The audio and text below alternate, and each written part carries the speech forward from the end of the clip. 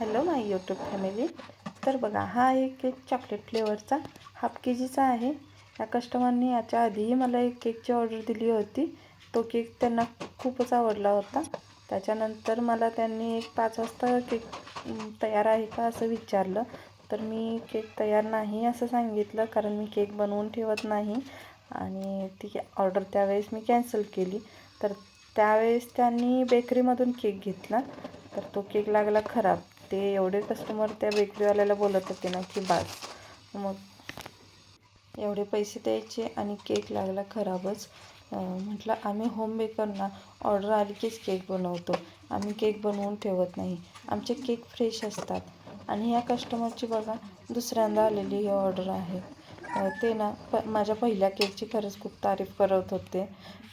ते म्हणत होते की तुमचा केक खरंच खूप छान होता, केकचा बेस पण खूप मस्त होता, क्रीम पण कमी होती. त्यांना जसा पाहिजे होता ना तसाच केक मी बनवून दिला होता.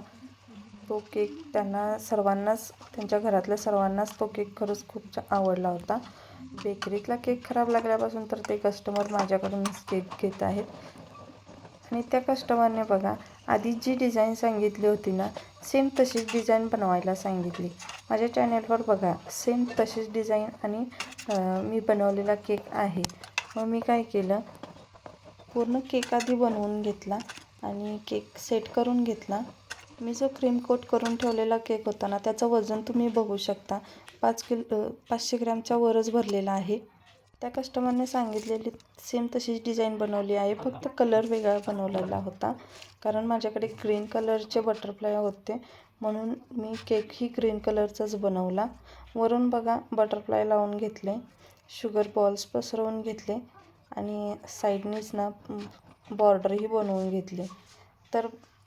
तर बघा, तुम्हाला जर माझ्या केकच्या डिझाईन्स आवडत असतील तर माझ्या चॅनलला सबस्क्राईब करा, व्हिडिओना लाईक करा, शेअर करा आणि अशाच नवीन नवीन केकच्या डिझाईन बघायच्या असतील तर माझ्या चॅनलला फॉलो करा. चला भेटू पुढच्या नवीन डिझाईनसोबत नवीन व्हिडिओमध्ये. तोपर्यंत श्री स्वामी समर्थ. बाय.